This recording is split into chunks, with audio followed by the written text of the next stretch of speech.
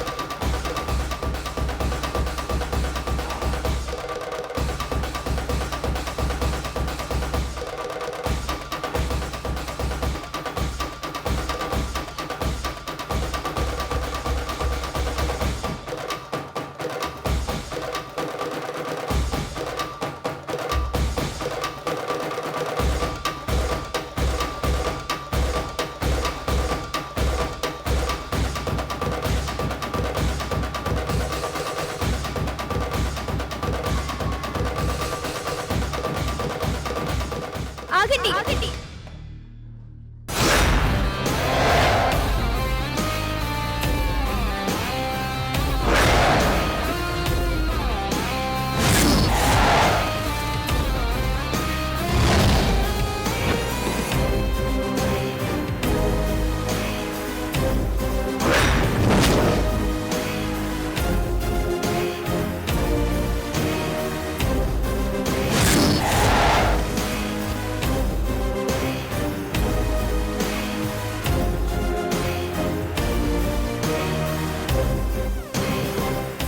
ఆగండి.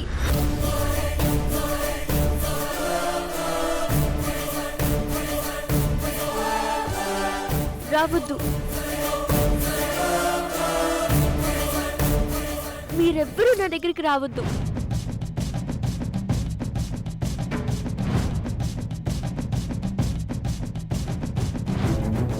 మీకు నన్ను ముట్టుకునే అర్హత లేదు.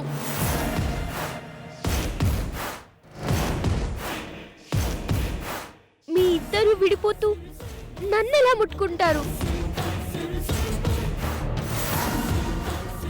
అసలు నేను మీకు ఏమవుతానని ముట్టుకుంటారు?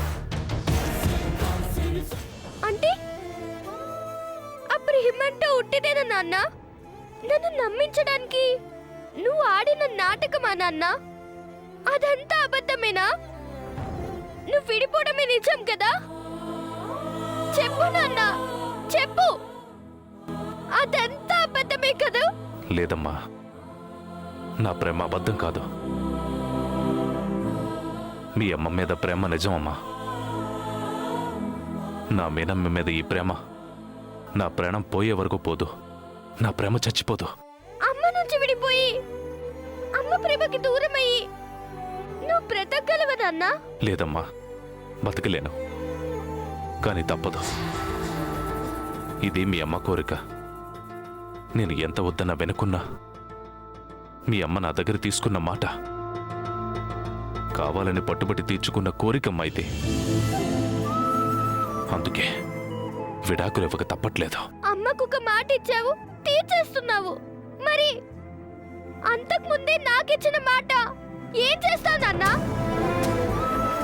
మనమందరం కలిసి ఉంటామని నాకు ఇచ్చిన మాటని ఏం చేస్తాను నాన్న? అమ్మ మూర్ఖత్వంగా తప్పు చేస్తుంది కానీ నువ్వు కూడా విడిపోతానంటే ఇంకా మమ్మల్ని ఎవరు చూసుకుంటారు నాన్న? నేను చాలా ట్రై చేశానమ్మా, మీ అమ్మ ఒప్పుకోలేదు. ఏ అమ్మా? నాన్న అంత దుర్మార్గుడా అమ్మా? కలిసి ఒకే ఇంట్లో లేకపోయినా కనీసం కంటి ముందు కనిపించడానికి కూడా నాన్నకి అర్హత లేదా అమ్మా? అనవసరంగా మాట్లాడుకో. మీ నాన్న గురించి నీకేం తెలీదు. తెలుసమ్మా, తెలుసుకుని మాట్లాడుతున్నానమ్మా. నాన్న ప్రేమ చూసి మాట్లాడుతున్నానమ్మా. నాన్నకి నువ్వంటే ఎంత ప్రేమో నాకు తెలుసమ్మా. నీకు ఏం తెలుసు? నువ్వేం చూసావు?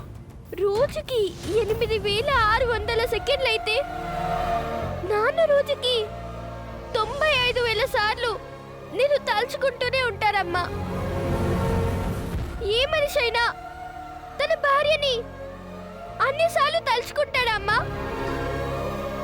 నాన్న రాసుకున్న డైరీలో చూశానమ్మా, వాటన్నిటిలో చిన్న గ్యాప్ కూడా లేకుండా మీనాక్షి మీనాక్షి అని రామకోటి రాసినట్టు రాశారమ్మా. ఎవరైనా ఇంతగా ప్రేమించగలరా అమ్మా? అంతలా ప్రేమించే నాన్నని నువ్వు దూరం చేసుకుంటున్నావు కదమ్మా. నువ్వు వినట్లేదని అన్నయ్యకి చెప్పాను, నీ మనసు మార్చమని. కానీ అన్నయ్య కూడా మోసం చేశాడు. అవునన్నయ్య, నువ్వు నన్ను మోసం చేశావు. కల్పనని మాటిచ్చి విడిపోవడానికి కారణమయ్యావు. నీ కళ్ళ ముందే అమ్మా నాన్నలు విడిపోతుంటే చూస్తూ కూర్చున్నావు. నీకు వాళ్ళని ఆపాలని అనిపించట్లేదా? నీకు అమ్మ ప్రేమ ఒక్కటే చాలా, నాన్న ప్రేమ అక్కర్లేదా? చెప్పన్నయ్య, చెప్పు. నేను చనిపోతాననుకున్నప్పుడు నేను అనుకున్న మొట్టమొదటి మాట ఏంటో తెలుసా అన్నయ్య? నేను లేకపోయినా అమ్మా నన్నల్ని అన్నీ కలుపుతాడని. కానీ నువ్వు అలా చేయలేదే.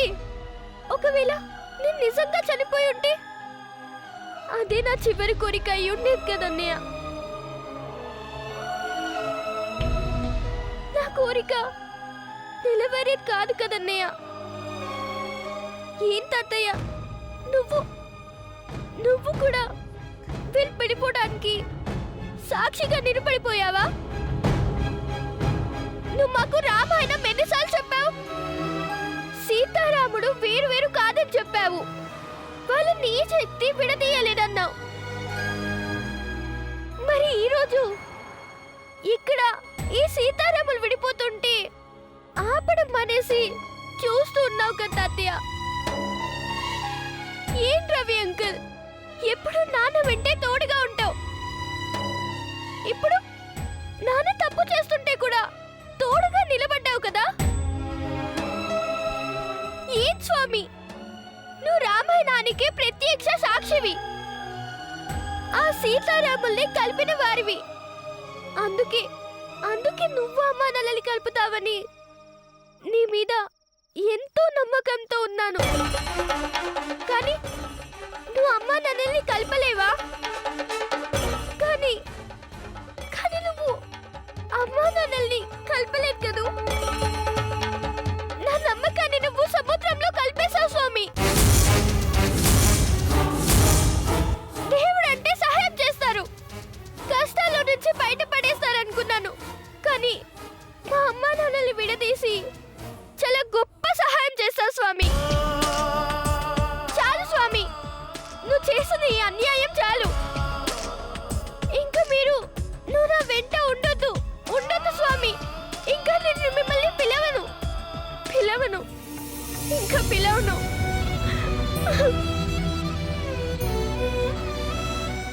పువ్వులే పరిచి మనని రమ్మన్నదో ఆదా